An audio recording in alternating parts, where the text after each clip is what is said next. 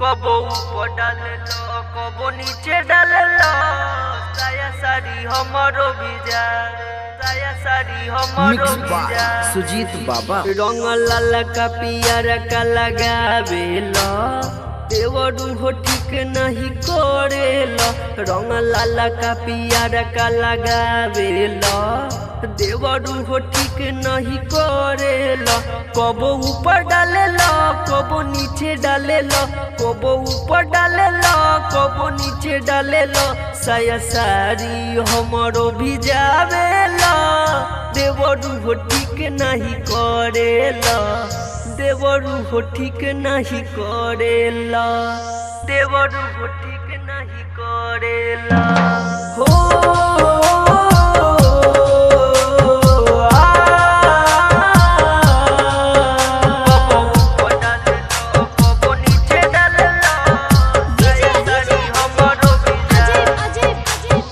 हाथ लगा के रंग तार ठीक नहीं खे दाब तार कस के का दुखत नहीं खे हाथ लगा के रंग तार ठीक नहीं खे दाब तार कस के का दुखत नहीं खे हमरा जो बना के देखी फिसल गइल काहे महंगा लहंगा सर दिहल हम करी गनर चूड़ी तूड़ दिहल दिलवा के बहुते दुखावेला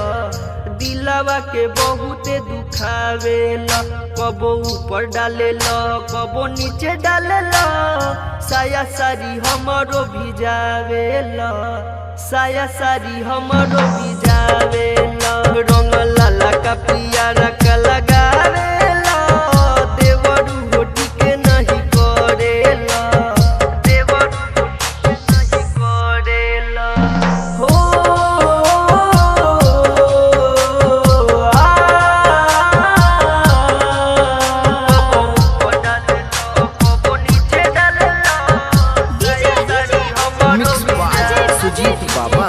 राम बाबू सुन बात ठीक नहीं खे डाल तार रंग तू भातार नहीं खे राइटर मोनू मार सल सुन ठीक नहीं खे डाल तार रंग तू भातार नहीं खे कहे जनार्दन सुजीत के तंग करेला लेके दूरा गोबर माटी तू झोंक देवेला बात मानेला न चंदन देवारावा हमरा तो डर बड़ी लागेला देवरू को डर बड़ी लागेला हो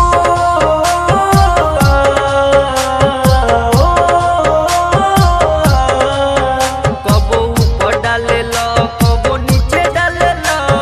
साया साड़ी हमरो भिजावेला साया साड़ी हमरो भिजावेला जगदम्बा रिकॉर्डिंग स्टूडियो मोतीपुर।